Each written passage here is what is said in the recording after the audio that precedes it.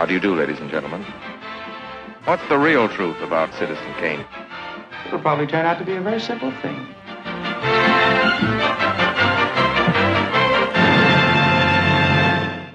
Hey everybody, we hope you're doing well. I'm Parker. And I'm Max. And welcome back to another episode of Better Than Citizen Kane, the highly subjective show where we look at a movie and ask that teacher the question. Because when every movie ever made is a reasonable contender for the title of greatest film of all time, you have to wonder, better than Citizen Kane? I'm afraid, Parker. Oh, God. Parker, I'm afraid. I'm afraid, Parker. Parker, I'm afraid. I don't like this.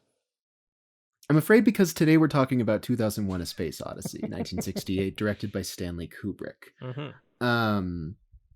This is arguably the biggest film we've covered on the show. Yeah, I could see that. Like, more so than Citizen Kane. Mm. Because of how many people have seen. Because Citizen Kane has the reputation as the greatest film, one of the greatest films of all time, if not the greatest. 2001 is also that, but more people have seen it. True. Because it's got the Kubrick effect on it, right? Yeah. And I don't think I really fully considered how big this episode technically is. Mm-hmm. So it's not going to be that big of a deal. So all this to say, meh. All this to say, yeah, it's just another episode of the show. It's just another episode of the show, guys. It's just another episode of the show. Take it easy. Take a load off. For a bit of a context before we talk about the film itself. Before we talk about our experience with the film, I just want to point out that this was added to the National Film Registry by the Library of Congress in 1991. And it is currently, a major resource for this show is the inciting incident of this show. Indeed. Was the 2022 Sight and Sound poll conducted by the BFI. 2001 is 6th on the critics poll overall, and number 1 of the directors poll. Yeah. All of the directors that they polled for their, definitive list of what are the greatest films of all time, directors have chosen this to be the greatest film of all time. Directors love this movie. Directors love this movie, and I get it. Right? Yeah. Would you say you get it, Parker? I get it. Totally get it. Okay. I watched this movie. I haven't seen this before, everyone. This is a big deal. I've never seen this before. Big moment. Everyone's been wanting to know what I thought. And then I just did like a silly little Letterboxd review. It was a very good silly Letterboxd review. Thanks. But here's the thing is this movie, more than any other movie that we've watched, I know that we do this sometimes where we'll watch a movie and go, oh, that's what this is from. Right. And I don't really even have that because on some level, I did feel like I'd seen this movie before. It's definitely one of those that I feel like if you are at all interested in film, you have seen this played in clips in its entirety. Yeah. Yeah, it's true. You have. They maybe cut some of the monkey stuff out. Monkeys went for 20 minutes. Indeed. Audacious. Quite. But like watching this, I kept doing the bit of like about 10 minutes in, not even like as soon as like we were a little ways into the opening shots of everything, and I went, oh, this is like Barbie. And that got a laugh from my dad. And then a little while later when the monolith appeared, I went, oh, this is like Charlie and the Chocolate Factory 2005. Oh, good. And that was a less large laugh. It was kind of more like a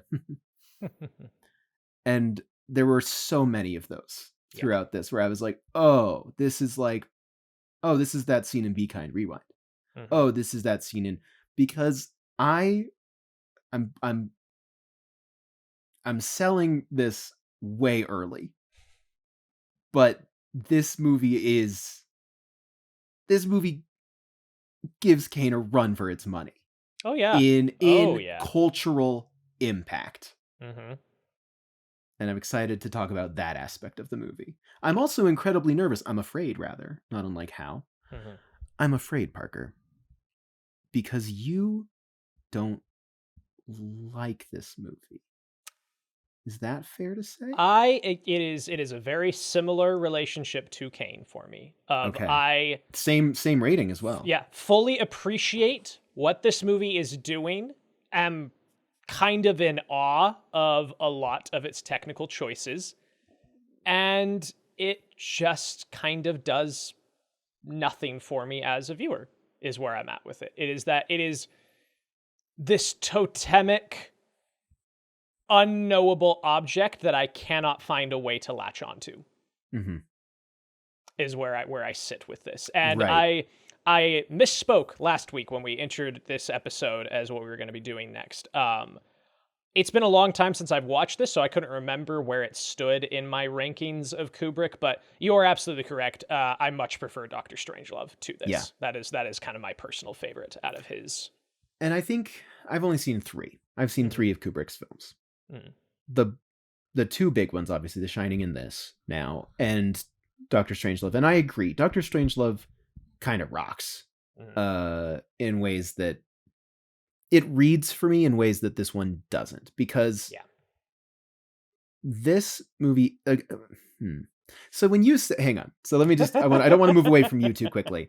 So when you say that this does nothing for you, do you mean also like set design, everything, or do you just mean like no, I just because... it's the characterization. Again, like I look at this and the technical aspects, I am in awe of the entire time. And like genuinely, I will plant my flag in the ground that I think this is maybe one of the top 3 uses of color in a film ever.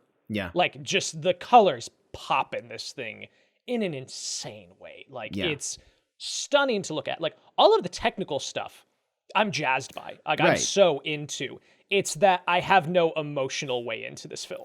Yes, which is something that we've talked about a lot on this show, because that is a major thing you have with Kane as well, which is totally. Citizen Kane is very intentionally keeping us at a distance from its central character. That is the point of the movie.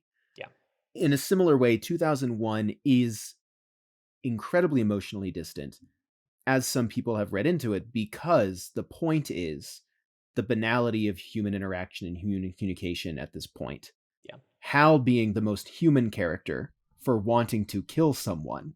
That's kind of the vibe. Right. And like, in that way, I find Hal very interesting. But also that is left ambiguous, because the goal with this movie, we talk a lot about what is this film trying to do? This film, I looked into this. Kubrick mainly wants everyone to just have their own personal perception of it. He never said anything directly of like, this is my intention, because like a lot of filmmakers who I think are on the right side of things, you shouldn't have to explain your movie to people, because ultimately it's a visual medium. What you're doing visually is the extent of what people need to understand. Yeah. Even if you're like a David Lynch who's making something that is very, kind of esoteric and kind of strange, and it's kind of hard to follow at times, that's the point. And so the goal with this was to create a work of art which would arouse the emotions of wonder, awe, and even, if appropriate, terror, which I'm like, I feel like every movie on some levels turning that. But specifically, like, the goal is there were things that were like earlier in drafts, it was explained how Hal, why Hal broke down, but then they removed it as they kept going because they preferred it ambiguous. And so there is a lot of ambiguity to this. There's also a lot of intentional unemotionality for this. Right. And that makes it a very clinical watch of admiration from me. I watch this and I go, wow, this looks amazing. This is incredible. This is an incredible achievement that holds up to this day better than almost anything. Like, this feels so eternal in how it looks, right? Yeah. And at the same time, I feel nothing. Yeah. Which is fine. And I know that a lot of people do feel a lot from this. They feel optimism, they feel existentialism, they feel mystery, they feel, all these different feelings. For me, I go, I see what the movie's doing. Yeah. I understand that this is about humanity and about how humans created these weapons and how that, again, it is basically the greatest cut in film history because of what it's carrying. Of the bone to the space station, of the nuclear weapon, of a bone to a nuclear weapon, and being like, that is 10,000 years of human history in 1 second. That is like the peak of what film can do. And that's it. Yeah, no, it's like to your point, like It's so admirable. Absolutely.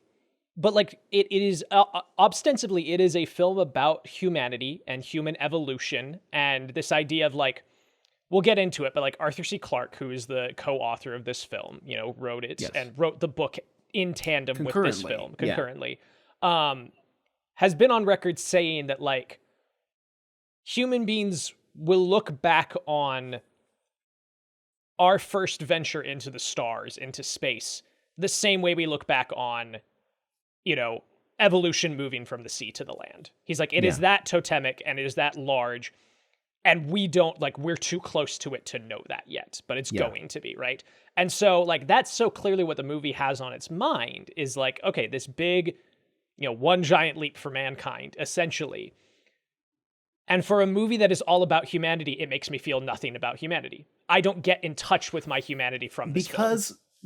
And yet that doesn't feel like a mistake. No, it doesn't. It's just why I can't get into it is all. It's not saying it's, again. No, I'm not saying you're accusing it of this. Yeah. I'm agreeing with you in that that's what the movie is intentionally doing. Right. Yeah. So it's that's where I sit with it. It's a movie about the beauty of humanity.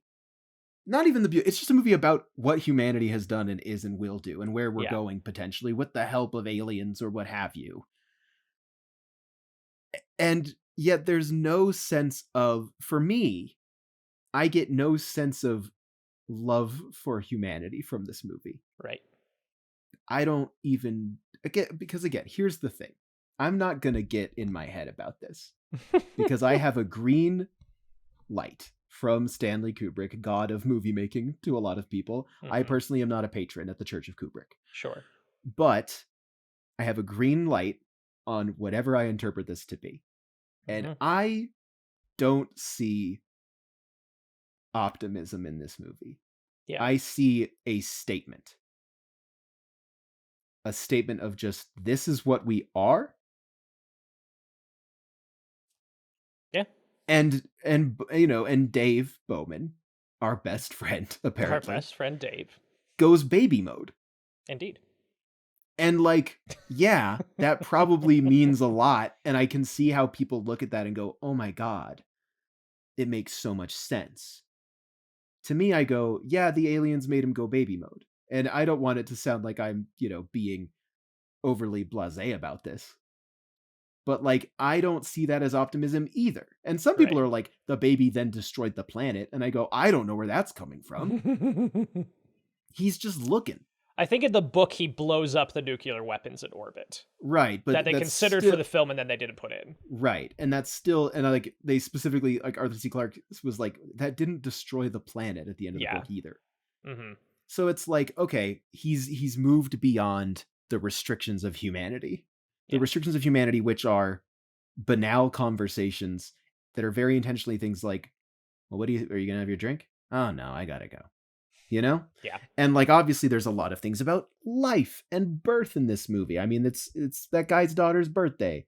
Hal describes when he was born, and that's my favorite moment. That's the only moment of emotionality is when Hal talks about it, and then he sings the song. Yep. And then he's gone. And I'm like, that rocks. That's when this movie connected with me the most. Yeah. Absolutely. I do not care for baby mode.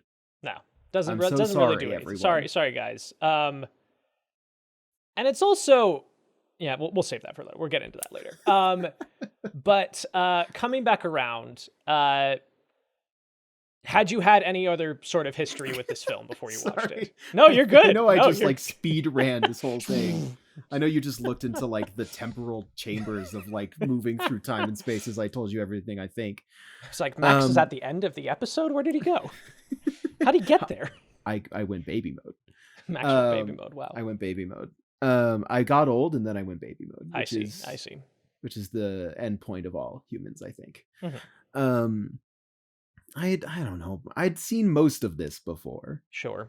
I never watched it for school. I never watched it. You know, for years I've thought about watching it and I came close. But then the minute that we were actually talking about doing this podcast and it was becoming more certain, I was like, we'll get to it eventually on the show, and I won't watch it till then. This not watching it over the last few years was a distinct choice. He's been saving it for you guys. I've been saving it for this episode, in which I immediately go, it's not for me. Which is great. Which I knew. Yeah. Because this, and I thought maybe, but this is amazing. This, I mean, again, not to take away from the craft of this thing and how it holds up in its craft. And like performances, good. Everything good about the movie. It's just that also it doesn't make me feel anything for humanity. And that's fine. Yeah. Yep, that's fair. I'm not asking it to be a different movie than it is. No. I'm just saying. Congratulations, you're now in my shoes with Kane. You understand. You get it. Yeah, that I'm unsurprised that you had seen most of this just over the years, because it's just kind of one of those. Yeah, there's like moments in the stretch from like on their way to Jupiter. Like there's moments between like Poole and Bowman where like I didn't see that. Yeah, because that's just kind of like, like before the intermission, there was more stuff that I hadn't seen, but everything into the climax of the movie I had seen. Yeah, makes sense. If not in the movie, I'd seen it everywhere else. Right. Yeah, it shows up a lot. Yeah. What about you, Barker? What's your history with this movie? When did you see it for the first time? I saw this movie for the first time when I was 13 or 14, I think. This was my era of I would go to Walmart and any movie I recognized in the $5 movie bin, I just bought before I'd even seen it, because I'm like, well, I'm just collecting movies and I'm just going to get all of the movies, right? Yeah, and you'd heard of them. Yeah, exactly. And so this was sitting in there, $5, picked it up. I do not remember if I watched this solo for the first time, but I have a very distinct memory of inviting two of my best friends from high school over and being like, hey, we all like movies, we should watch this. And my friend Lizzie, to this day, will give me shit about it because up to this point in her life, she had never been pulled over, ever. And then she stayed at my house, and we watched the movie, and then at like 2 a.m, she and her boyfriend drove home. That was the first time she got pulled over, and she's like, it's 2001's fault. I was sitting there just zoned out of my mind, just like, what did I just watch? What was that? But I have a very distinct memory of watching it with them. I don't know if that was my first time watching it, if we were all new to it, or if I had seen it and was like, you guys should watch this now. Right. But yeah, I'd seen it then, and I maybe watched it once or twice more over the years, maybe for a class in undergrad or whatever else, but it is not a regular for me at all. Like I have not watched this any time in the last 5 to 6 years. I know that much. It wasn't in my letterboxd anywhere. And it's mostly because of all the things that I talked about, of like, it is something that I can so appreciate as a technical marvel, as a totemic piece of filmmaking. I'm using that word a lot today, totemic. But it just, I don't find myself drawn to revisiting it very often.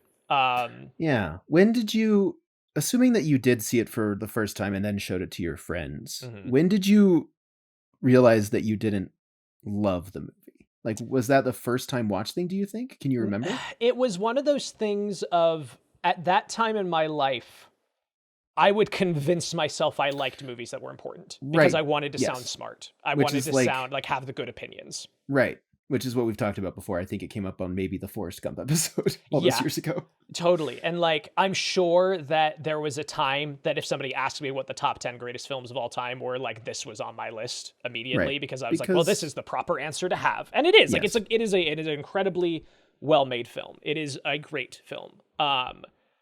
But there was a while there that I was trying to convince myself that I liked this movie a lot more than I did. And then probably sometime around beginning of college, revisited it and was just like, I think I've learned enough about myself that I don't have to stand on the opinions of others. Like I can just say, hey, it's not for me. I appreciate what it is. And feel comfortable doing that. But there was several years that I was writing this movie hard because that was what I thought I was supposed to do. Right. To be taken seriously. Right. Which I think maybe before we get into any sort of I really don't feel like summarizing this film. I don't want to go through mean, moment like, by moment. yeah. So I think it'll all just come up as we talk, if that's Sure. okay. Yeah, I mean, there's kind of like, there's 4 sections of this movie. Yeah, and we can talk about each section, and it's yeah. very easily broken down in Totally. that sense.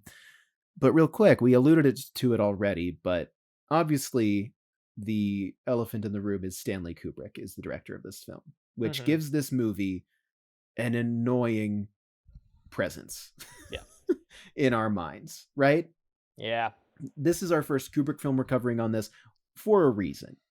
Parker cannot stand Stanley Kubrick as a figure, right? Nope.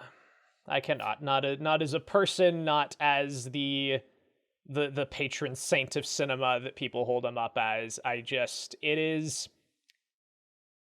is one of those things that you talk about, like, death of the artist, right? Death of the author. It's like, okay, we have to remove these things from the context of people that made them and still appreciate the work that went in, and other people, especially film. Like, film more than maybe any other medium. It's like, regardless of what we may think about auteur theory, films are not made by one person. They are made by a team of people who are doing incredible work. And, like, the incredible work in here that I'm really vibing with are other people's stuff. And it's not to say that Kubrick is a bad artist. It's just that there has been, for a very, very long time, this kind of insulary protective glass that goes around certain artists of saying, if you reached a certain level of success, a certain level of artistic achievement, you are completely invulnerable to scrutiny as a professional, as a person, as a collaborator, right?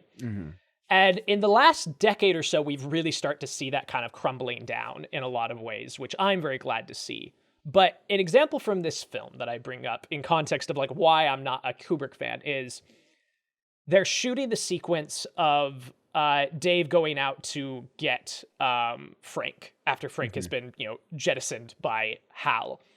And the way they achieved that, which is really interesting and cool, the way they did 0G is it's all wire work. But because this is pre-computers, there's no way to paint out the wires. So what they do instead is they put the camera on the ground and they shoot upwards. So they are dangling above the camera and their bodies hide the wires. So they spin around and you can't see the wires, right? So you've got this stuntman in a spacesuit and you've got the pod next to him approaching him downward. And he's about 3 stories up off the ground. And because the camera's underneath him, there is no safety measures. If he falls, he's going to die and he's going to kill everybody underneath him, right? And that is what you have to do to get this shot.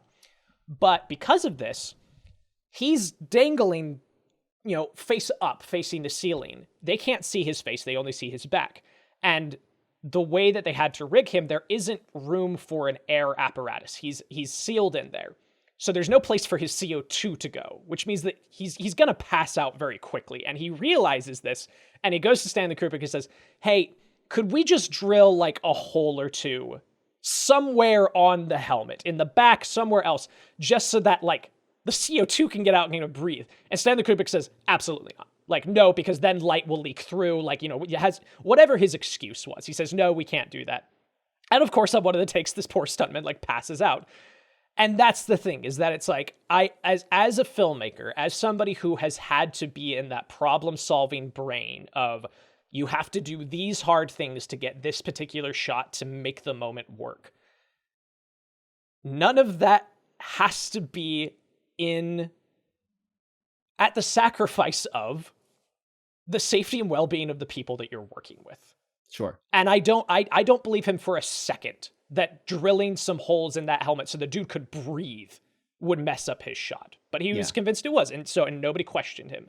Right, which I think is a good example, because I think so much of the conversation around Kubrick comes from working with Shelley Duvall in The Shining, right? Which is, she has refuted. She has come out. She came out just before she died in 2021. She came out and was like, he was very warm and friendly to me on set. But she also says, and I have the quote here from The Hollywood Reporter, where she's asked, about rumors of his cruelness or abuse on set to elicit better performances. And she says, he's got that streak in him. He definitely has that.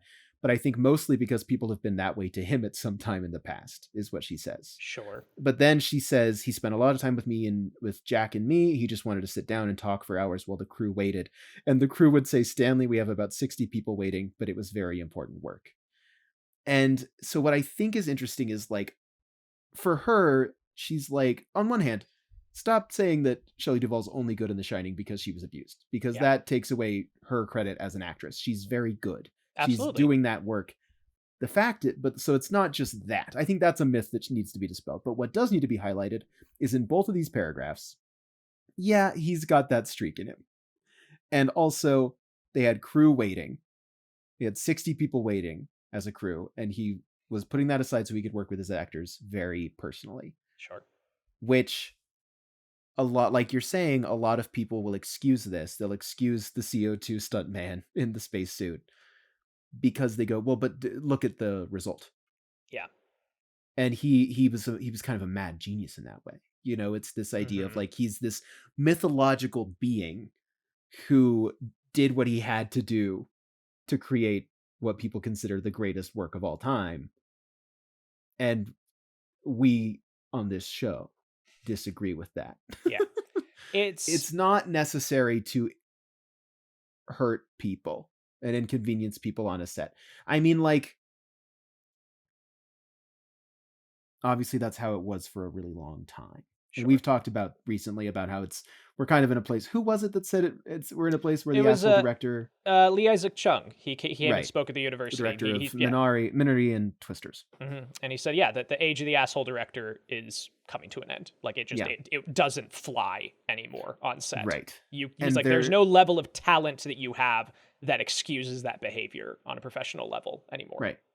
And there are a lot of people who are ready to defend artists and directors, specifically male directors, who behave in such a way because they go, well, no, but they're great men and they're doing the work.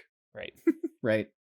Yeah. And it's one of those things of my hot take in the middle of all of this, I think very tempered and like, I feel like very honest conversation around it. My personal hot take that is a big swing for the fences is I think just be a better director.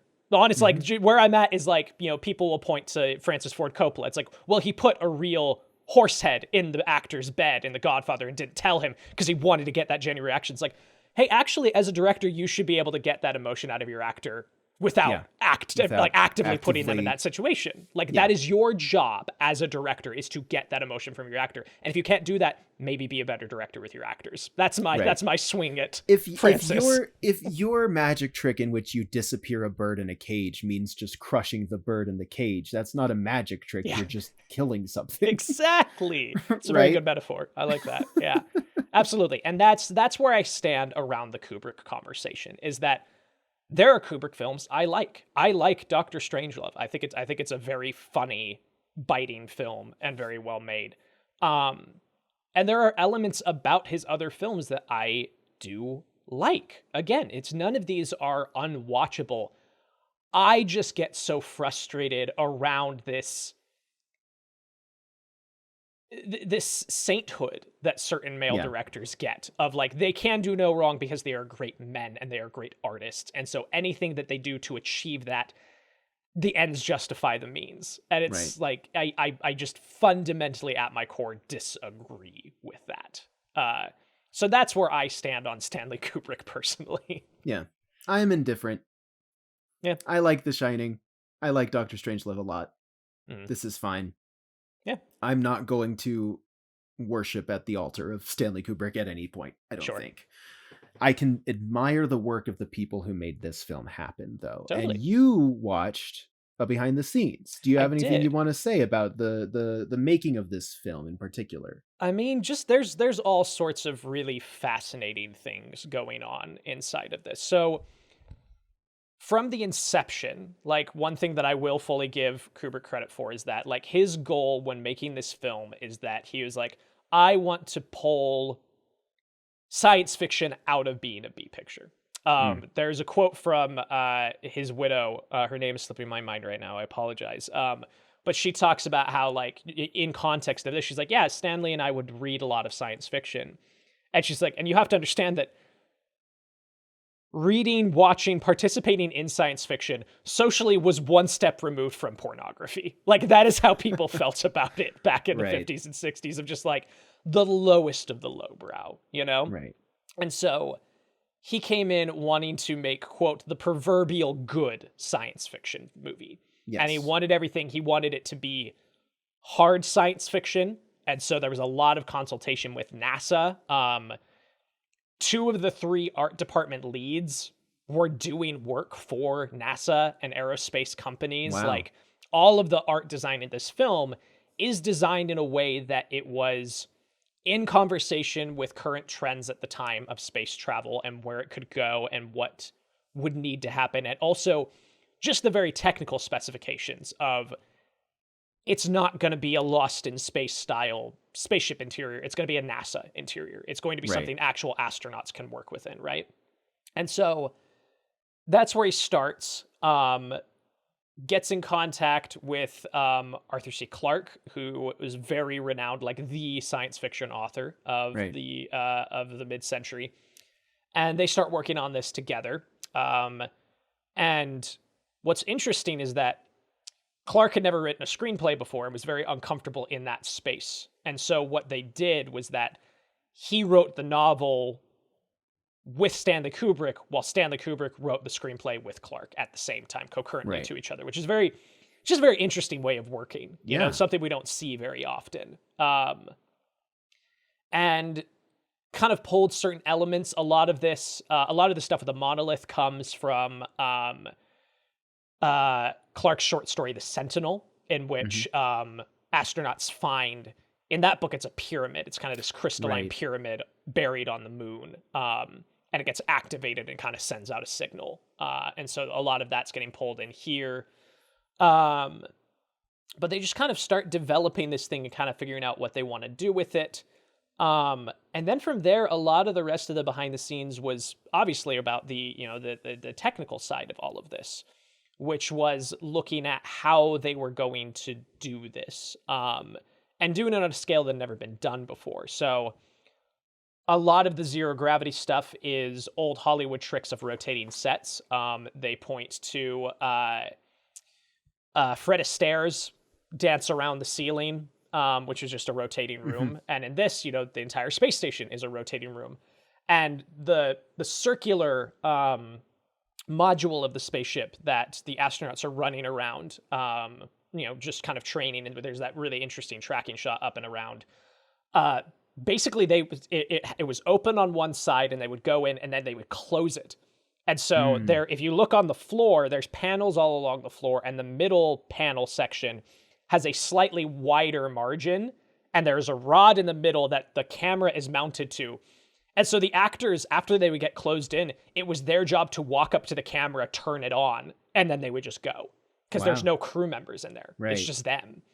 So this thing's massive. It's the size of like a small house rotating around, which is really fantastic. We talked about earlier the zero gravity effects, wire work shot from the underneath, which is really interesting. That is interesting. One of my favorite, it's an image for a film that's full of remarkable imagery. One of my favorite images that stuck in my head from the first watch was just being baffled about how they did the floating pen trick, where the story just walks up, grabs it, and sticks it on. It's stuck to a circular plane of glass in front of the camera. So the glass is just kind of moving back and forth, and then she just plucks it off the glass and sticks it. And it's seamless. It looks great. It's really, really well done. What's fascinating to me about this film is that they kind of only had the middle figured out when they started filming. Like, they do all of the astronaut stuff, they do all the house stuff, and they didn't really know how it ended or how it started. And so they were figuring that out as they went. And they did, as I understand it, the shooting order was like the middle section with Hal and the astronauts, then in basically chronological order, got to the end, filmed all of the Stargate sequence and everything. And then after that, they took a break, figured out what the beginning of the movie was, and then went and did all the pre-man ape stuff. Which is interesting.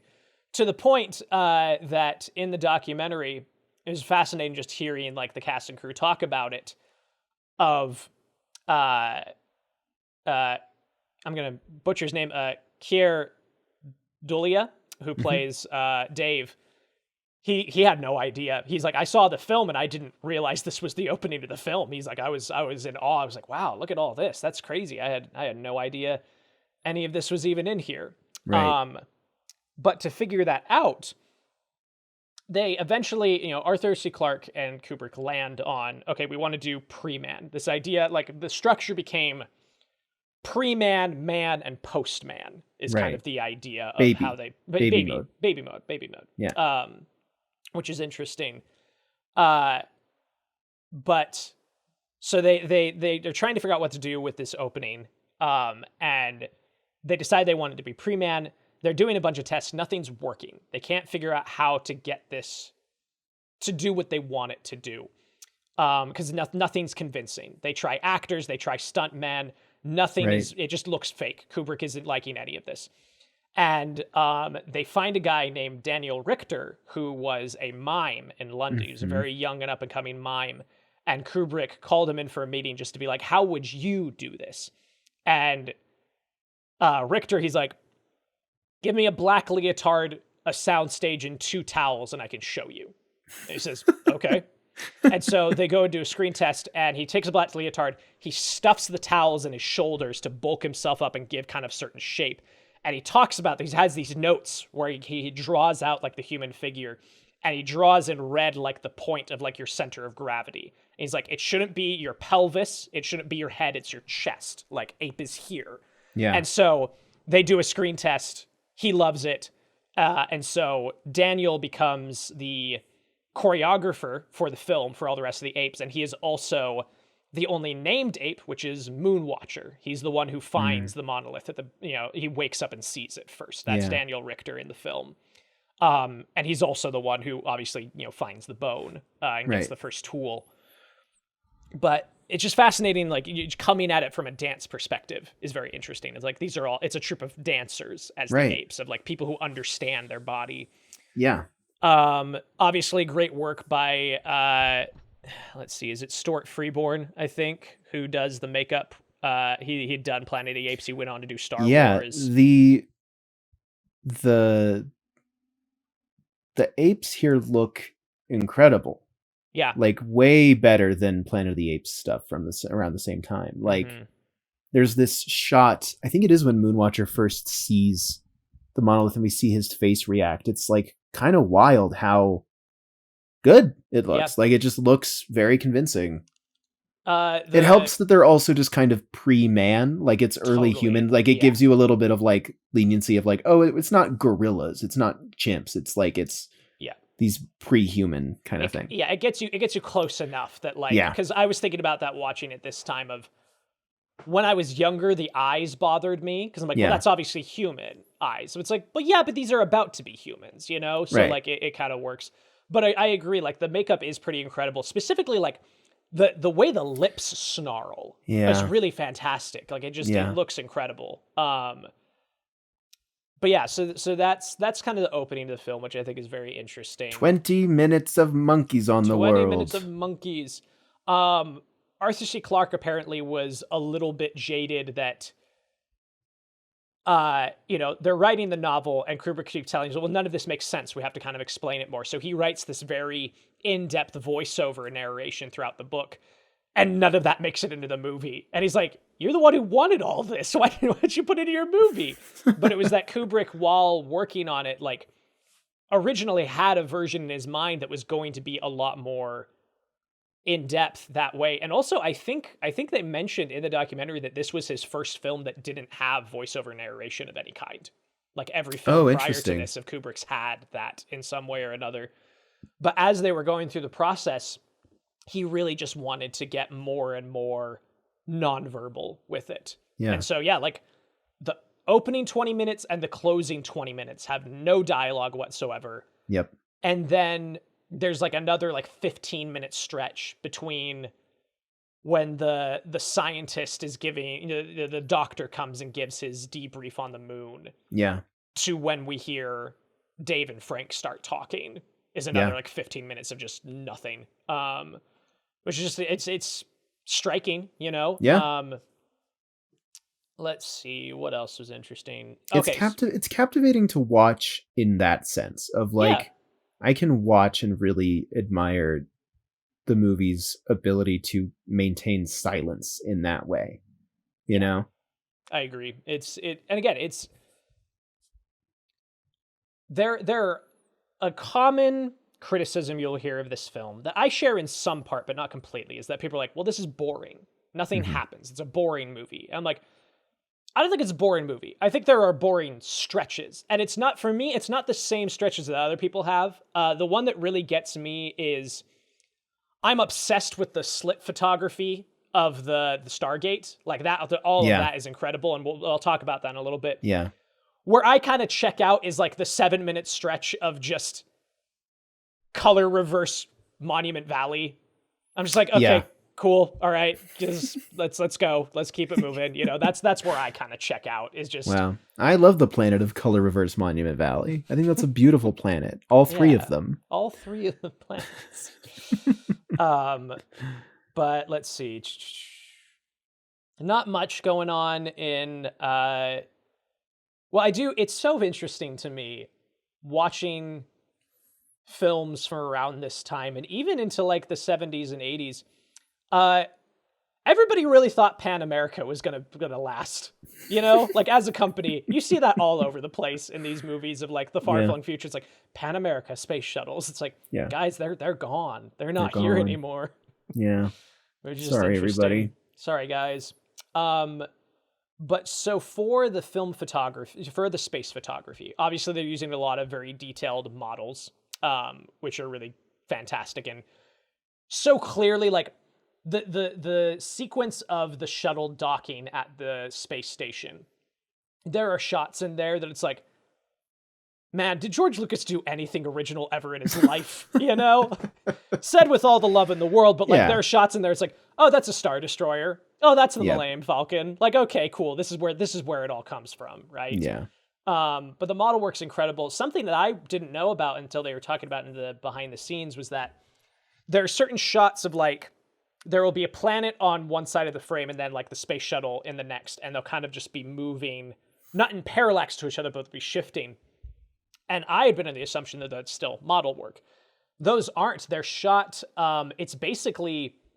It's the same principle as cell animation in, you know, cartoons, is that you have a backplate of the planet that has been painted as a matte painting, and then they photographed one of the models from a solitary still image angle.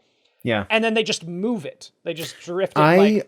I caught that though. And then I was like, I don't know if I'm seeing this. I had a big headache while I was watching this. I entered the movie with a massive headache. That was me with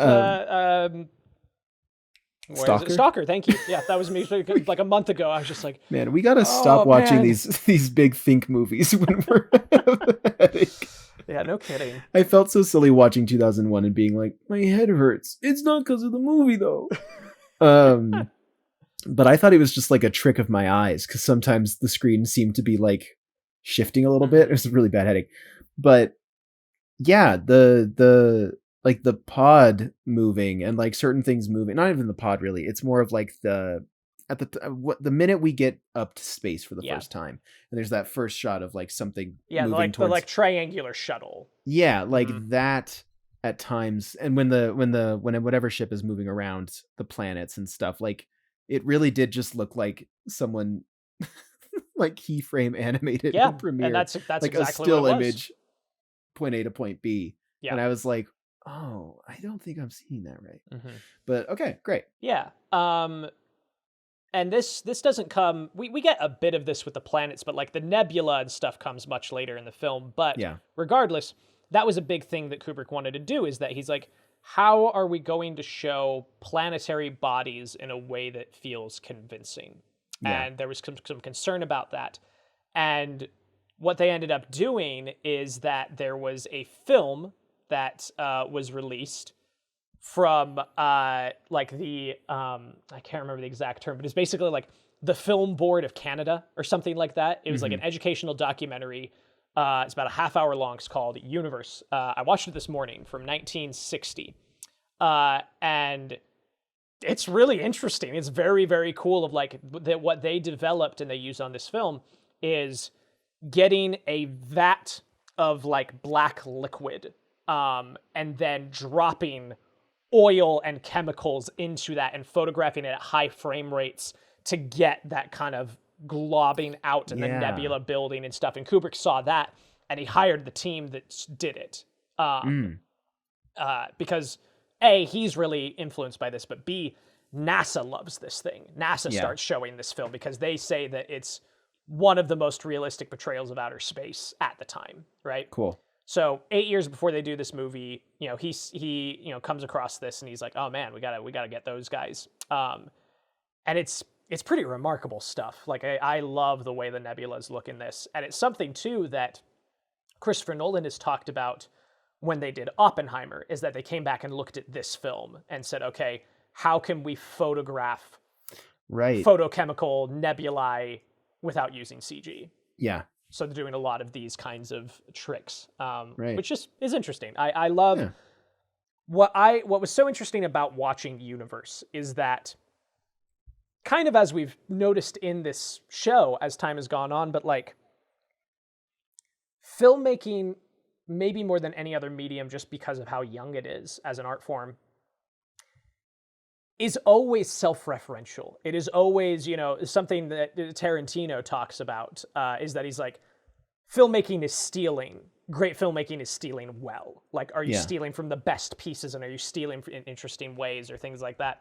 And it was just fascinating watching Universe and being like, oh, everything that we point to 2001 as of being this huge monumental shift in science fiction photography, if somebody else did a version of that first, Yeah. And that's what I love about film history, is that even when we have what we think is the text, the text is still referencing other things. There were people who came before. And that's like Universe to 2001 to Oppenheimer is just fascinating to kind of look at. Which is kind of, the message of this show is like, Citizen Kane is technically one of the greatest films of all time, but like what other movies have contributed or taken that and stolen well from it?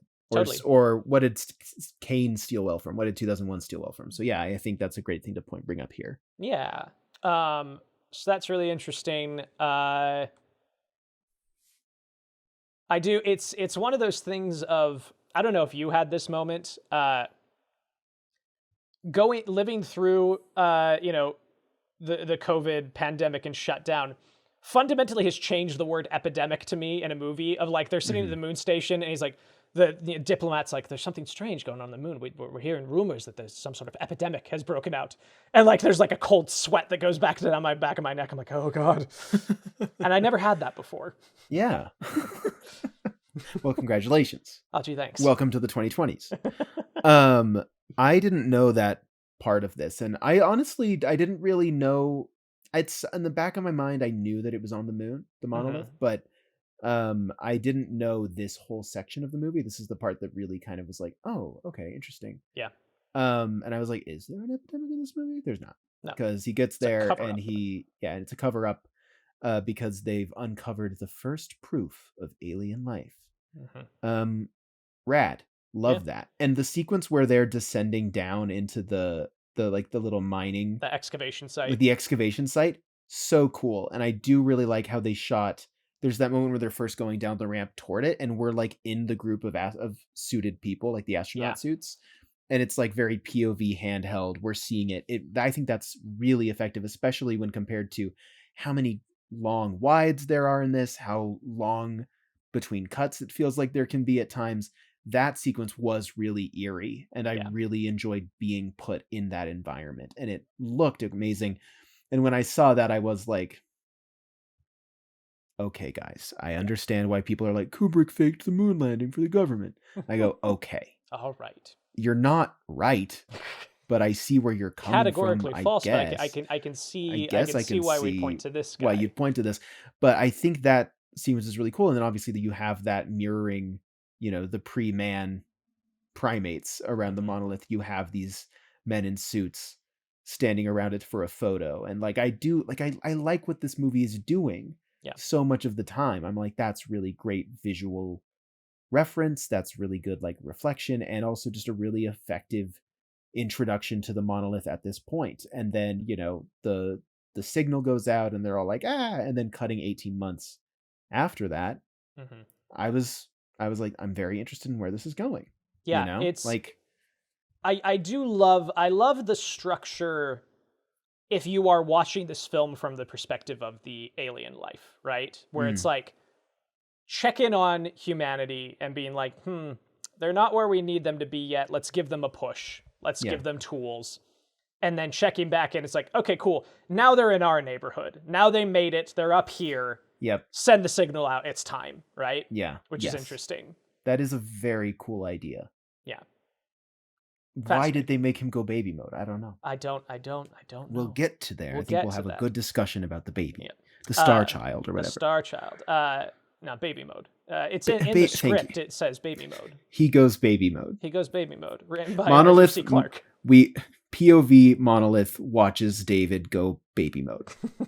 And Stanley Kubrick was like, "Are you sure?" And Arthur C. Clarke was like, "Yes." Yeah, absolutely. Yeah. So we cut 18 months later. We are aboard Discovery 1. And we... It's one of those things of like... I don't know how else you would do it that wouldn't feel clunky, but there's something about the BBC interview that is like, man, this is an exposition dump. This is just... But also, it was on BBC 12. Nobody cares, man. Nobody cares. Over on BBC One, they've got, the footy and whatever. Everyone's watching that. They don't care. They don't give a shit about the people going to Jupiter. Cares about these guys. It's the first mission to Jupiter. They don't fucking care. It's on BBC 12. Yeah, absolutely. I also just love when there's a thing in the future. It's like in Back to the Future when they're like, I don't know, Jaws 5 or what is it? It's Jaws 13. Yeah, it's like something. Jaws 13 3D or whatever. Yeah, and I'm like, I love that. I think that's funny every time. And I like that this movie just was like BBC 12. And I'm like, yeah, that feels good. That's nice. You can't escape the inherent humor of being in the future and having a big number on something. Even if you're making it the first good sci-fi movie, you can't escape it. You can't escape it.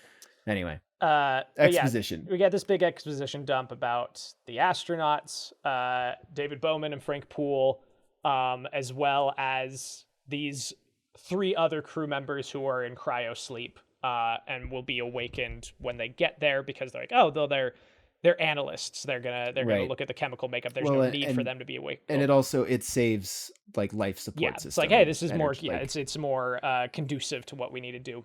Yeah. And then we meet Hal. We meet Hal 9000, which I really love. Is played by Douglas Rain, who is primarily a theater actor. The reason he got this job is he narrates the Universe short, and Kubrick really liked his voice and wanted to get that guy. So that's kind of a fun little tie together. Is Hal...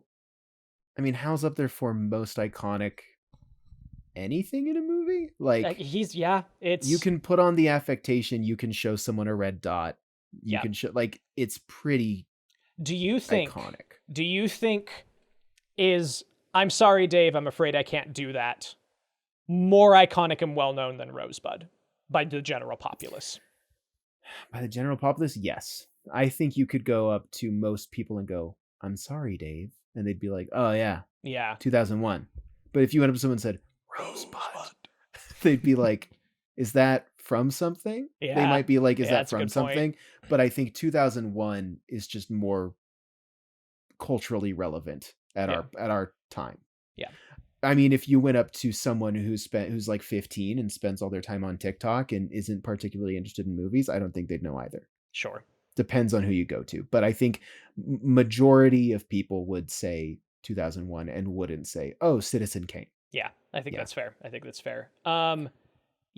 agree. Like, I would say that I think this film's use of Strauss is probably like the most iconic thing from this movie and has been riffed on over and over and over. Yeah. Like if you play that opening in the same way that we talked about in the Fantasia episode, that Night on Bald Mountain kind of belongs to the Disney company now. Yeah. I think that Also sprach Zarathustra or whatever it's called. I think that belongs to this movie now. It does. I mean, I just rewatched Toy Story 2 the other day, and I was like, oh, right. It's like, this is actually appropriate for the week in which I'm watching 2001. Because, yeah, if you're doing space, again, it is kind of a thing where it's achieved the same status as, like, bum bum bum bum, like, that means something. I swear there's a genetic memory on that thing of like every kid knows what that means. At least speaking, I guess I don't want to put like a generalization on the entire world, but sure, but it's probably pretty close. Say pretty close. And I think that this, at least when I was a kid, I don't even really know if I fully knew what it was from, but this made me think of like space. This elicited a feeling of like, I don't know. It's interesting in that way. I agree. It is fascinating considering like that section comes from the initial fanfare of the piece entitled Sunrise. Yeah. And we didn't even talk about it's like the most iconic opening of all time, and we didn't talk about it. But yeah, the opening of the movie. Great title card. Title card. Unbelievable. One of the best. Unbelievable. Absolutely. Yeah, pretty incredible stuff. we skipped it. Yeah, we're moving on. But yeah, it is. I was thinking that while I was watching this, of like, I sat down to watch this movie knowing how I felt about it, knowing that I was like, I don't think it's going to change my mind. And again, there are moments in here that still get me. And that is one of them. Like, man, this is a good title card. It's a good opening title card. This movie announces itself perfectly. Yeah. It feels like, using that music and doing the title card it feels like it's calling its shot and being like, hey, I'm one of the big ones, okay? Totally. Like, and it's like, yeah, you are. Is the secret sauce having an overture of music over a black screen for 7 minutes and an intermission? Is that what gets Lawrence of Arabia in 2001 their laurels? So. I think so. They should just start putting that on everything. I think so. Oh God! Don't tell the Russos that though. Don't. Oh, yikes! No, wait! Don't tell people the secret to making your movie feel important. Oh no! No, what have we done? But yeah. So anyway, I do want to say really quick. Sorry, just since you brought up, since you invoked Lawrence of Arabia. Yes. Since you invoked Lawrence. Yes. When we saw that in theaters last year, that was unreal. I do think if I saw this in theaters, it would probably be. I would like it even more. Probably. I think this is a movie that suffers from not being on the biggest screen every time it's shown. Yeah. Right? I completely agree. I don't know. Yeah. It's anyway. I wasn't able to make it when it showed at the Broadway last year. And a lot of my friends went and saw it, and everybody was just gushing about how great it was. But so I will say, I think the most iconic thing is that opening overture moment. Just the Strauss piece. But followed pretty closely, I think Hal is the icon of the movie, maybe even more than the monolith, Like, I think this is like, people know this character, and like, I was just thinking about, because you and I had talked about it somewhat recently of, they bring this up in the movie Steve Jobs of Kate Winslet's talking about, she's like, well, the computer in 2001 spoke all the time. It still scared the shit out of me. Right. Yeah. Yeah. And he's scary. He's so scary. He's very menacing. Yeah. And yet I also feel for him when he's being, disabled. Yeah. This is something that I think, I've not read the book, but doing some reading for this, I was like, man, that's disappointing that it didn't make because like, I want to ask you, in your estimation, why does Hal kill the crew? Why does Hal turn on them? Well, I mean, okay, you mean like literally within narrative, or what's the function within the movie? Within the narrative, like what is his reasoning for doing that in your estimation? I mean, I feel like, from the moment that he sees that he's in danger of being killed, basically in and of himself, that's why he kills Frank in the way that he does. And then he does it at a very interesting point. I'm not entirely sure if there's more meaning. I'm curious to hear what you're about to say. I don't know if there's more meaning in when he executes the crew, but to me, it just feels like it almost feels like, see, this is where it ties into the wider movie. For me, my understanding is so painted by what the movie is doing, which Hal isn't aware of. It's not like Hal's going, oh, this ties into the themes. Mr. Kubrick, what is my motivation? Yeah, he's like, oh, I get it. This is the theme. Yeah. But like, he's showing humanity. He for whatever reason, he's exercising his own humanity by killing. Sure. I feel is kind of the thing. I don't know. What are you about to say? I've always kind of read it somewhat similarly. And I just thought it was interesting that the book is a lot more explicit. And I like the book's reasoning, which is that Hal isn't defective. He's not malfunctioning. What's happening is Hal, his primary motive is the mission and to serve the crew.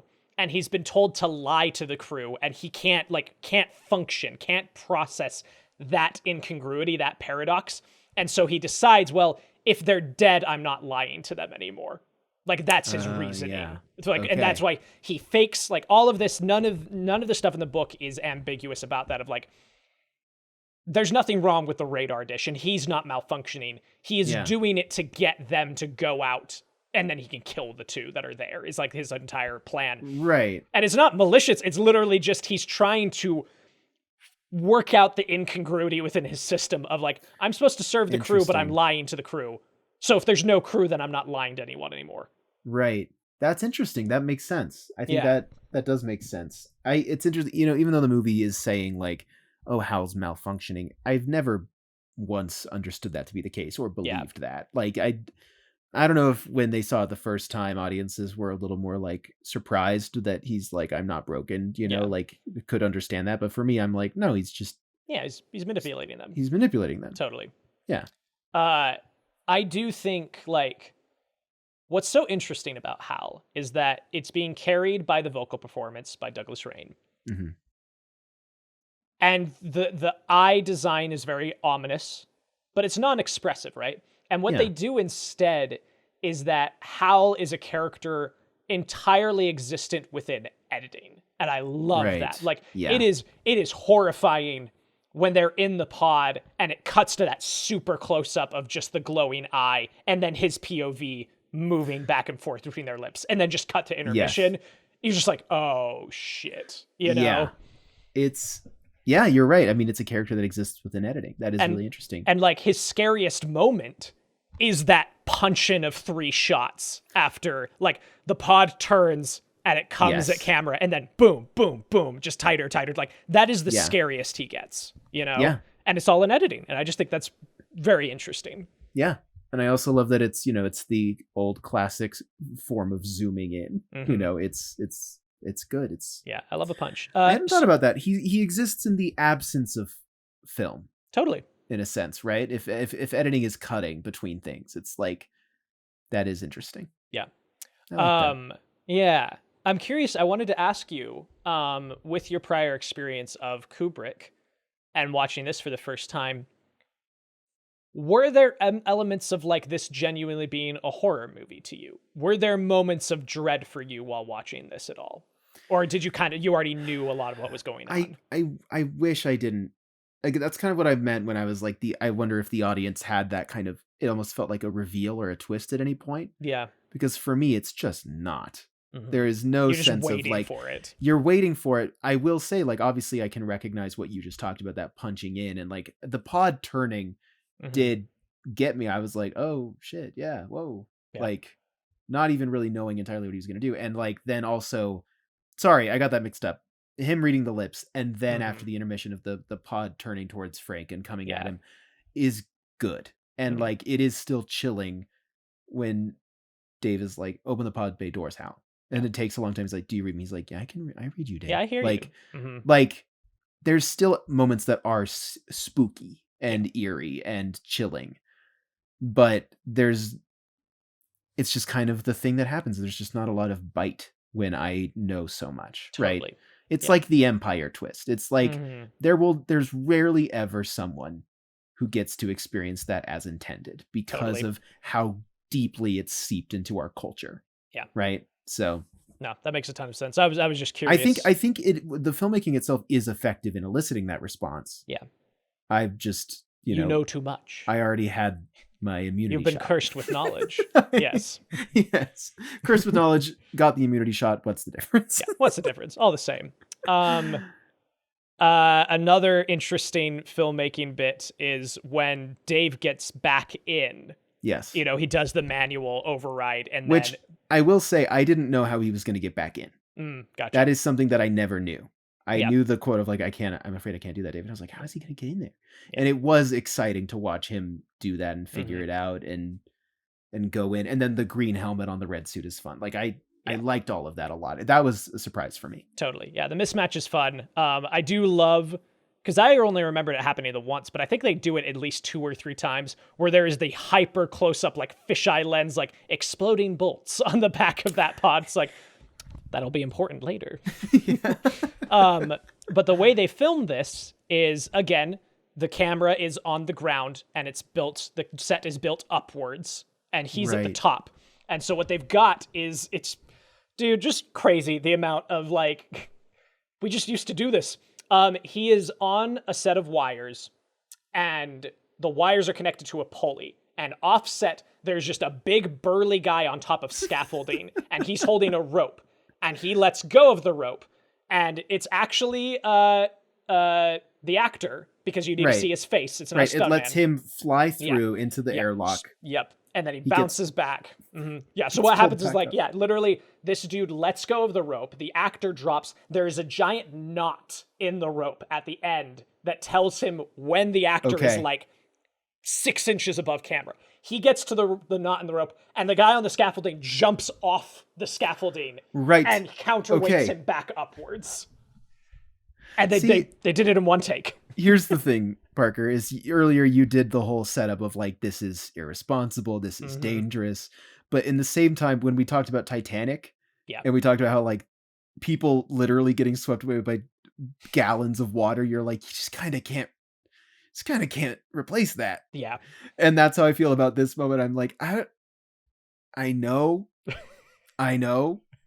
but if this didn't have like the Kubrick, kind of like, it's the, that energy about it, I would be like, I'll let that one slide a little bit, because that's just cool. Like, it's a very ingenious way of bouncing around in zero gravity, Yeah. I didn't even think about it. Yeah. That's things I watched it and I didn't even think about how they were doing that. Like, it's the stop motion thing of every once in a while your brain goes, wait, no, how? And you're like, oh. I don't know what it is about the pen thing, but the pen thing always got me that way. I was just like, how are they doing this? Like, it's just like that pen is just floating and she grabs it and sticks it, like, it's not on a wire. Like, what are they doing? It's, I get you. It's magic. Yeah. Magic. I love that this magic trick was performed by a big burly guy on scaffolding. I think just that jumping rocks. off is crazy. Just a big guy in a knot, Yeah. That's cool, guys. We used to be a proper film industry. You just said we can't do that anymore. And I mean it. 'Twas a bit. Yeah, so he gets back in. And we get the best scene of the movie. The best scene of the movie. Like, I love the Stargate sequence. This is the best scene of the movie to me. It is the scene with the most emotionality as well, which I don't think is a coincidence when it's us two talking about it. Totally. Of course, this is the best scene for the two of us. Mm-hmm. Because Hal, like, literally, Hal just repeating, I'm afraid, like, got me. Yeah. Like, even if he's like, I don't even know if he's lying or not. I personally don't think he is. I think he is afraid. Yeah. But like that, and then singing the song into his sleep is just kind of like, wow. Yeah. Unbelievable. It's fascinating because people have pointed out that, like, despite the very monotone delivery, Hal is kind of the most humanistic performance in the film. Like, he is. Like, Dave and Frank are kind of deliberately being almost more robotic than he is. Yes. Which is fascinating. Yes. Yeah. What is that quote that I have here? He's got a quote. Nice. There's the quote. There's this quote from it's nice. No, we got it. Stereo. Oh, we both did it. Oh, okay. Carol L. Fry had said that the film repeatedly invites us to see the contrast between the sophistication of technology and the banality of human conversation. Yeah. And like, that is here, but like, I thought that'd be more relevant to what we were just saying, but like, he is the most human character. Totally. And which is very interesting. I mean, it is that where this ties into going baby mode of like, humans have, with our technological advancements, we've created technology which is more human than ourselves. Like at this point, are we so sophisticated that we don't really have anything to make us human anymore in our reality, to the point that the aliens go, all right, upgrade time, baby mode. Yeah. Is that the implication? Could be. It's an interesting read. I don't know. Yeah, I don't know. I still don't know where I personally land on baby mode, and I'm excited to get there to hear your thoughts on baby mode. But yeah, we get this whole sequence. I love this set. I love just like the red light room is really great. and like it requires such tactile and gentle motion to remove each, like just the turnkey is really interesting. All of the and, like, drives, the slow drive coming up. Like it's good. It's really good, and I tastes good to my brain. I really like the escalation of it, of bargaining, begging, and then like acceptance of like, hey Dave, I've been feeling weird, you know, I'm feeling a lot better now though. I'm great, I'm good. Right. And then just like it does get me of just like, I'm afraid. Just over and over again is very upsetting. And I love, it's something this film does a lot, especially in like the spacewalk sequences, but I like that it's here even more, of just hearing Dave's breathing the whole time, you know, and it just getting more and more erratic of like, the actor talks about in the interview, he's like,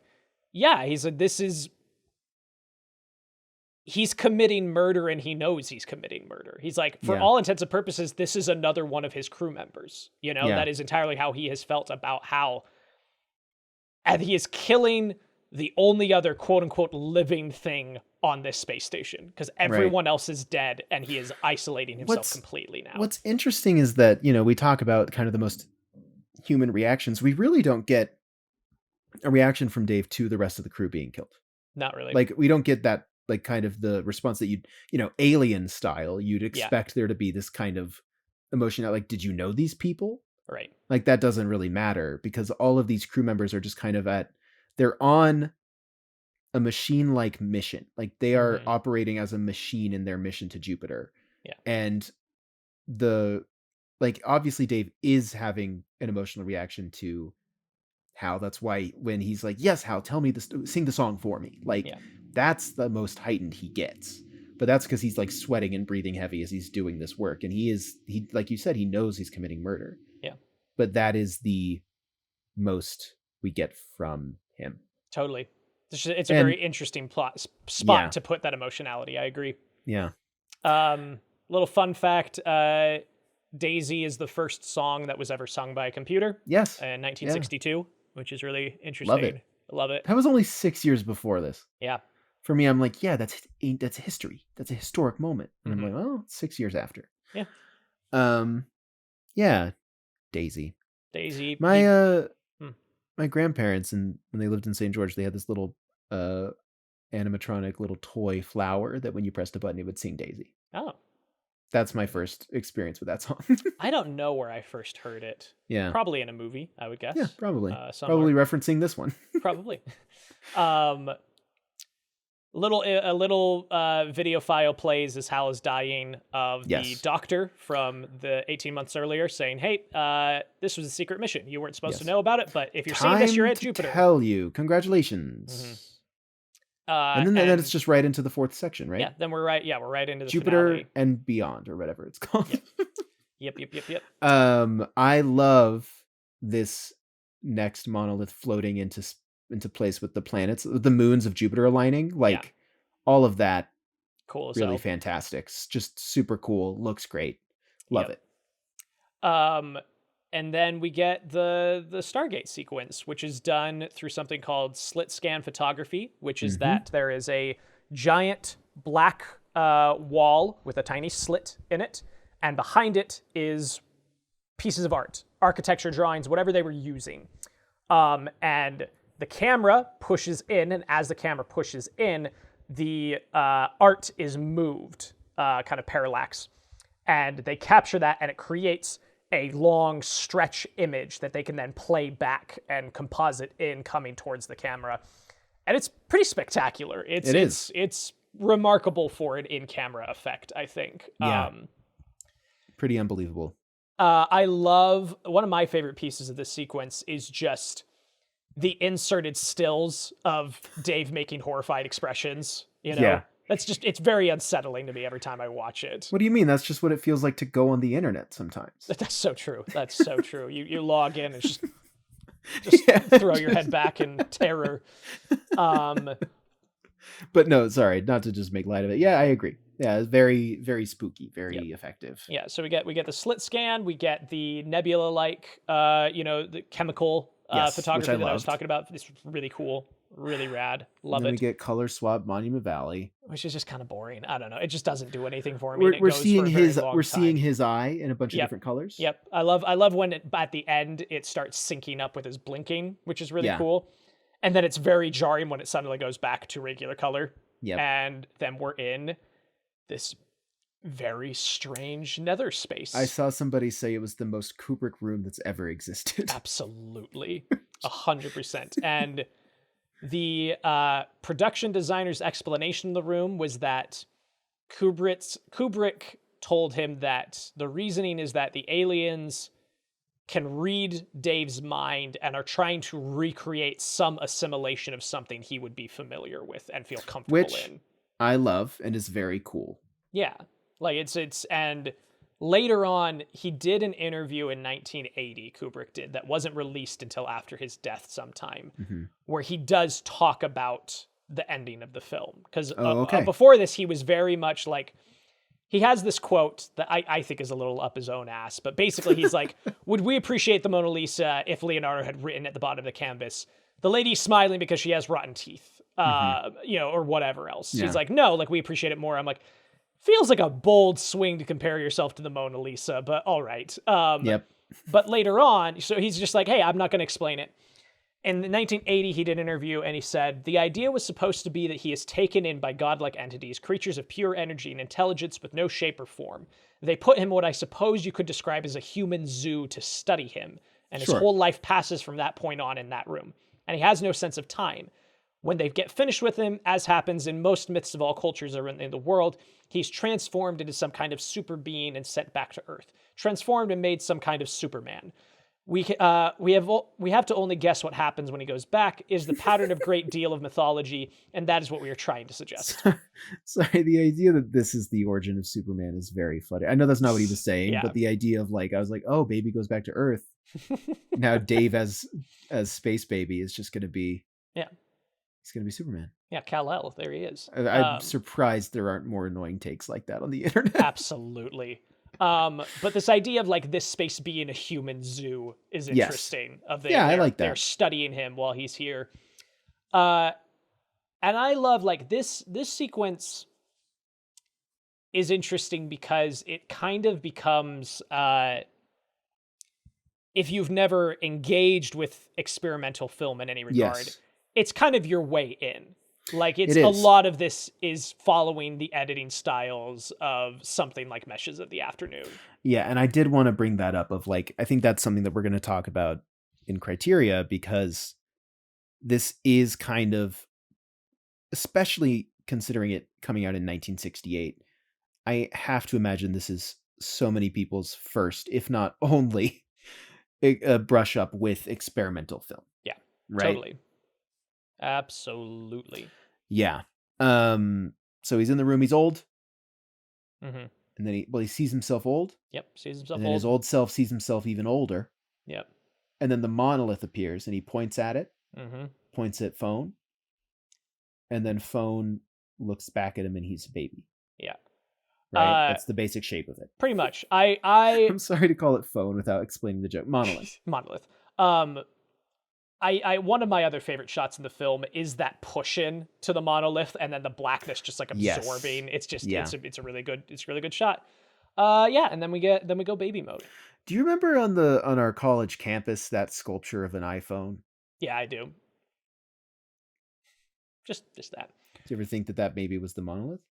I would have, except that in our state during our time in college, monoliths were showing up down here in southern Utah. Do you remember those? Just randomly, people were popping those up in the desert. I did think about that, and maybe that's what it was. My tinfoil hat is like all of the reporting on that was like, and nobody knows how they got there. Like nobody knows who installed these things or how they would have even gotten them up there.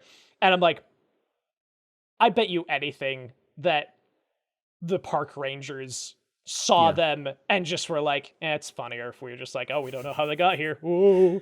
Yeah. Yeah. For anyone who doesn't know, in southern Utah a few years ago, a triangular silver monolith appeared, like a mirrored monolith in the shape of like a triangular prism, just appeared in the middle of nowhere in a national park down in southern Utah. And then that one was dismantled and taken away. And then another one appeared. But that first one, I mean, that was thrilling. That was so exciting. Huge. Yeah. Anyway, he goes baby. He goes baby mode. Parker, what's your opinion on baby mode? I don't like that it has Dave's eyes. It's uncanny. Uncanny as how hell. well they made it look like Dave's eyes. It's really upsetting, actually. I don't like it. And I don't like that he looks at camera. I don't like it. Why is he looking at me? Also, it is crazy to me. I looked up like the original puppet. No, the original like marketing material for the film.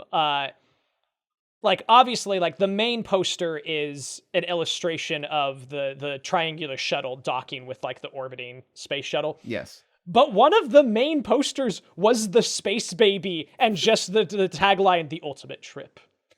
I was like, that's a hell of a way to... Okay, that surely came out after people were getting high to go see it, right? It's got to. It must have. But it's within like the first year or two, I think. Because I think, if I remember correctly, this came out and it wasn't doing well. Yeah. And then a lot of theater owners across the country were like, no, keep it. Because we're noticing this thing where young people are coming to see it after taking drugs. One of our film professors has a really great story about going. Really? Yeah. Oh, yeah. man. Yeah, he had a really great story about just going with his friends high. I'm gonna need you to tell me which one. Yeah. But take a wild guess. You know which one. Oh, man. Yeah. I imagine that has to have been using the tagline "The ultimate trip." Come on. Yeah. The idea that anyone would recognize that that's why people were seeing the movie, and that the studio was just like, yes, yep, no, this is fine, actually. Yeah, lean into it. We need this to make money. Steer into the skid. It's the 60s equivalent of when Jared Leto shares himself making fun of the Morbius script or whatever. Yeah. It's the 60s version of that. They're like, lean into it hard. Maybe then we'll make money. Maybe then we'll make more money. But I respect the studios leaning into it in 68. Yep. I don't respect it now. Okay. As for like my actual thoughts on Space Fetus, it's, like you said, it's kind of a movie about birth in a lot of ways, and so it makes sense that it's like, oh, and like this is now the elevated state. Is it a problem that nowadays I'm like, that's the most obvious ending to the movie? Like if I look at like what they're like, if like, and I know I'm saying that because that is the ending to the movie. Yeah. And if it was anything else, and then I heard, oh well, they were toying with Space Fetus, I would be like, that's nuts. But like, maybe it's just the world that 2001 has created. Yeah. But I just go, yeah, I get it. He became a baby. Like, why is that the response that I have? Right? Yeah. It's like, odd that feels right. Still? It just feels like that makes sense. I mean, when I saw it the first time at the age of like 13, I was like, what the hell am I looking at? And then the movie just ends and I was like, yeah. Okay. Yeah. Cool. You know what does this for me that this movie doesn't is Akira. When we watched Akira, I didn't know the ending of Akira. Yeah. And when that happened, I was like, oh, Yeah. okay, yeah. Totally. And I think that's what this would do for me. Mm-hmm. But the fact is I exist in a post 2001 world in two different ways. Yeah. And so, because I was, it's 2025, but I saw the baby and I just went wild. Mm-hmm. Yeah, sure. Yeah. Yeah. That's the baby from the end of 2001. Hey. Hey. Who do you think would win in a fight? Eraserhead Baby or 2001 Space Baby? I mean, I'm pretty sure Space Baby would probably just Dr. Manhattan. Eraserhead Baby. Just annihilate him out of existence. Here's another question for you. Is the zone in Stalker just a result of Space Baby going back to Earth and traveling back in time? Yeah, I'd buy it. I think so. Yeah. Monkey gets telekinetic abilities because that's where Baby Mode David went, Yep. Wow. There's a very interesting quote from Roger Ebert. He wrote an essay on 2001 in the book The Great Movies. And he mentions the ending of this. And originally, what's interesting is that there was score written for this moment by the composer, and it was rejected. They got rid of it. Kubrick didn't like it. And Ebert says, quote, "North's rejected score, which is available on a recording, is a good job of film composition, but would have been wrong for 2001 because, like all scores, it attempts to underline the action. It gives us emotional cues. The classical music chosen by Kubrick exists outside the action. It uplifts. It wants to be sublime. It brings a seriousness and a transcendence to the visuals." Which is interesting, and I agree, and also brings up a slight kind of nitpick I have about the film, is that, and it isn't just this film that does it, a lot of films do this, which is, it feels like a cheat code to seriousness is classical music. Sure. It's like, oh, this is now a serious, important film because it's classical music. Yeah. Does that start here? Because I was reading that Kubrick chose classical music for this because he wanted to buck the idea that films needed to have original score and that classical music is not an option. Yeah. It could, this certainly, I feel like, I guess what I mean is, like, if a movie now uses a classical piece as its score, you go, okay, yeah, you're trying to be Stanley Kubrick. Right. Right? Which is fascinating. If, like, his goal was to open up the floodgates of saying, hey, classical music can be used in film across the board. But now it's just, well, if you use classical music, you're Stanley Kubrick. Yeah, you're just trying to do 2001, Yeah, but it's fascinating. That is interesting. That's something that's hard to do with this movie, is that so much of my perception of it and understanding of it is so painted by just like, yeah, okay. Yeah. Like, what was the one that we talked about a movie, was it this year or last year? There was something that we talked about where we had this exact same problem. No. We didn't talk about it on the show. It's when I watched Fight Club for the first time. Oh, yes. And I was like, Fight Club is a good movie. And I like Fight Club a lot, and I like what it's doing. Yeah. But it takes a lot of effort for me to get to that point. It took a lot of effort for me to get to that point because I had to sort through everything that had been said about it before. And that's how this movie feels to me too.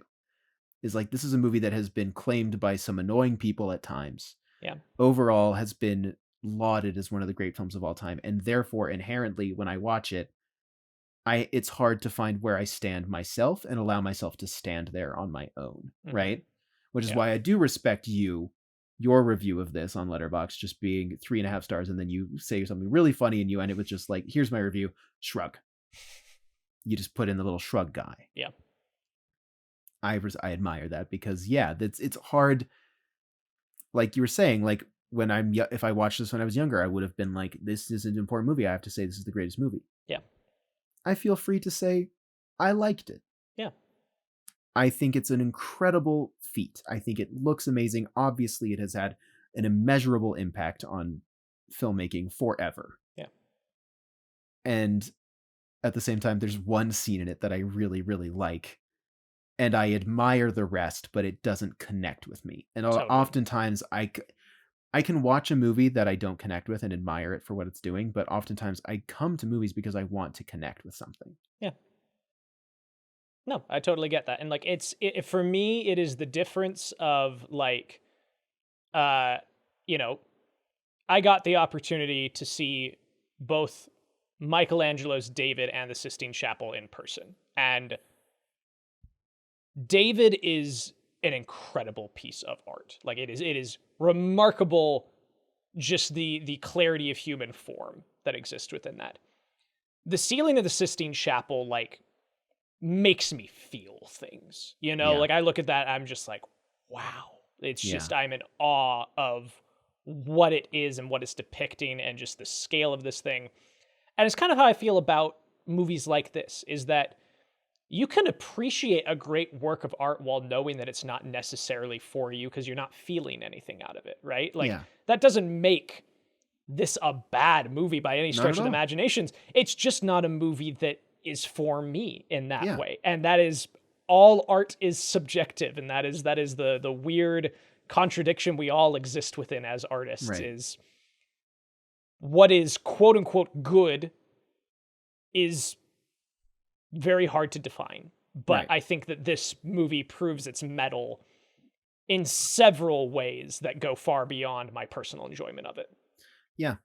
And I do want to say, like, to your point about subjectivity, even though the poll of however many directors put this movie as the number one directed film of all time, the number one film of all time by directors, this is number 157 on the Letterboxd Top 250. So an even wider audience of people still think this movie's great, but it's not up there in that sense, right? Yeah. Like, and that's just subjective of who your audience is. Totally. Directors look at this and they go, this is incredible. I'm sure a lot of directors like, I don't know how I don't think I could make that. Yeah. Whereas a lot of audience members look at it and they go, yeah, but it's not. Yeah. I think that's just kind of I just want to put that out there. I agree.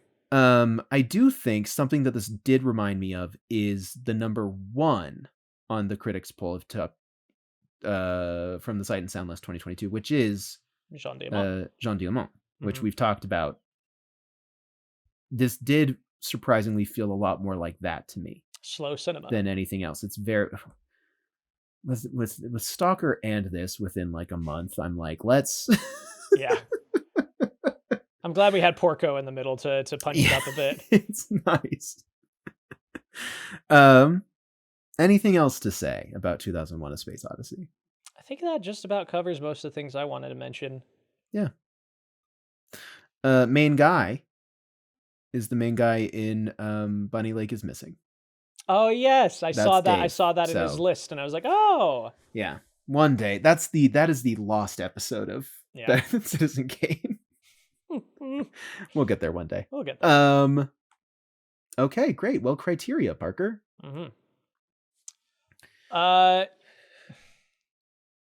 Cultural and historical relevance, like a technical relevance. I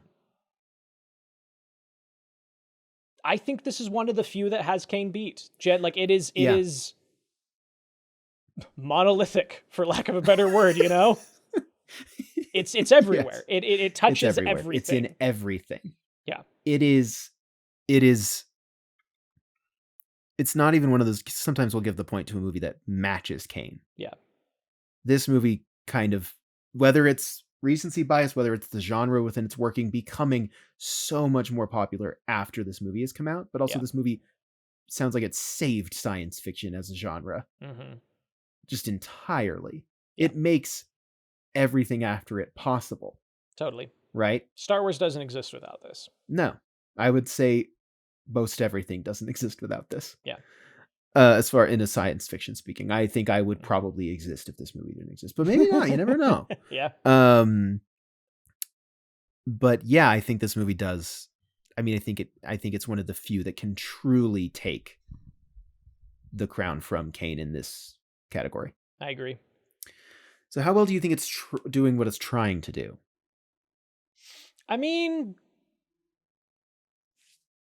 pretty flawlessly. Like it is if the goal is to make the first, how did he phrase it? Where's the phrase?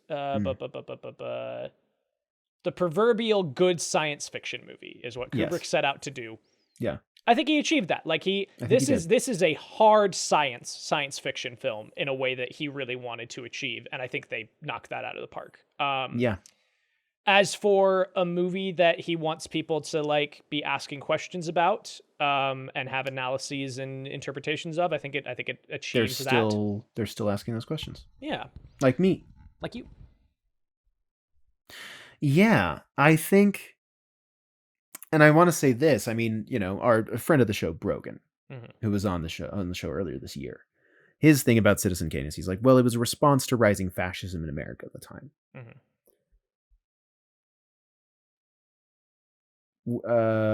It's back. So how good of a job did Citizen Kane do? Meanwhile, 2001 goal was make the proverbial good sci-fi movie. How often do we get a science fiction movie every single year? And how often of them are pretty good?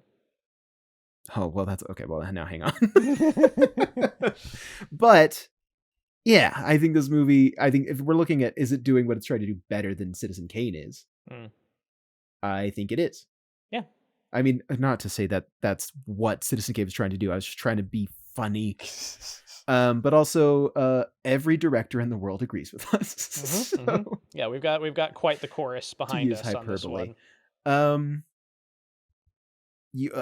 We're both much less likely to revisit this than we are Citizen Kane, huh? By virtue of the show we run, yes. You're absolutely correct. You don't want to change the title? Better than 2001? No, I like. We could just start ranking years. And just say, was this better than 2001? I think that one of these years, we will just do an entire lineup. We're gonna throw caution to the wind of you wanting a film from every decade, and it's like we're doing all 1 year. We're doing 1999 all year long. Sure, that's so many. That's so many. They can't all be that good. Yeah. Yeah. Good point. I think I like Citizen Kane more than I like this movie. I don't know. I was thinking about this a lot. Call it Stockholm Syndrome on my part, but yeah. Well, you read a nice big book about it. I did. Yeah. Big fan of Orson Welles, so you don't know, and that's fine. I don't know. That's fine. Last piece of criteria. We just did it. Oh, I guess we did. Yes, that's true. Right? Yeah, but who got the point though? Oh, I thought you were forfeiting, and therefore my decision was final. I see. Yes, I am forfeiting. Which is that is correct. Oh, okay. Yeah. Yeah. Okay. Well, so yeah, I think Citizen Kane. I like Citizen Kane more. Okay, so 2001 has a 2-to-1 ratio right now. Yes. Then. Okay. Cool. Okay. Criteria says that it is. Taking a step back. What do we think?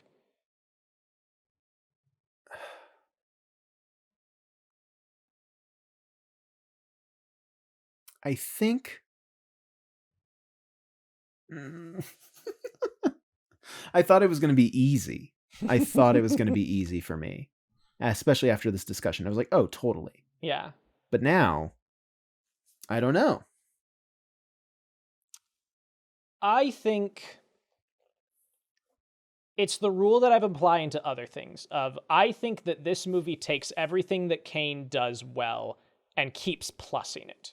Sure. Adds like it is playing around with editing and composition and direction in ways that Kane is and upping the stakes on all of it. I think it is taking the lessons from Kane and improving upon them. So I would say that it is better, personally.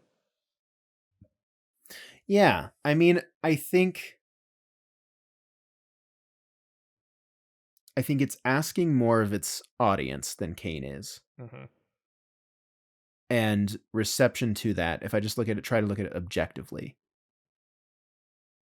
I think audience reception to this is all the more impressive because of what the movie's asking them to do. Yeah. In a sense. I don't know if I ever want to apply that to any other movies on this show, because I don't know if I like that as like a method of measuring. But I think it probably is. Yeah, I agree. I'm going to make you say it. All right. Ladies, gentlemen, listeners, 2001: A Space Odyssey is better than Citizen Kane. Fascinating. Yeah. Now, yeah. Well, okay, so now we've covered 4 of the top 10 of the critics poll from the Sight and Sound list. Okay. I mean, I'm Singing in the Rain's a lock. We'll do that at some point. Oh, yeah, we got Beau Travail is basically a lock at some point. Mulholland Drive, I think, would be interesting. Sure. In the Mood for Love. Yeah, the rest of these, I'm like, yeah, I don't really know anything about Tokyo Story, but I would say, yeah, the rest of these are pretty much a lock. Yeah. This will be interesting. But that's not what we're covering. None of those are what we're covering next week. What are we covering next week, Max? Next week, our friend of the show, Jose Valle Jr., is returning to the show for the first time in 2 years to cover Y Tu Mama Tambien from 2001. Have you ever seen this? I have not. Have you? 2001. Well, I have not. Okay. Well, great. Well, we just watched 2001: A Space Odyssey. Get ready for 2001. A movie. A movie. Y Tu Mama Tambien. Wonderful.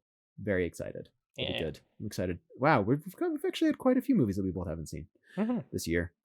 Great. Well, thanks everybody for listening. I hope nobody is planning to dox us for this.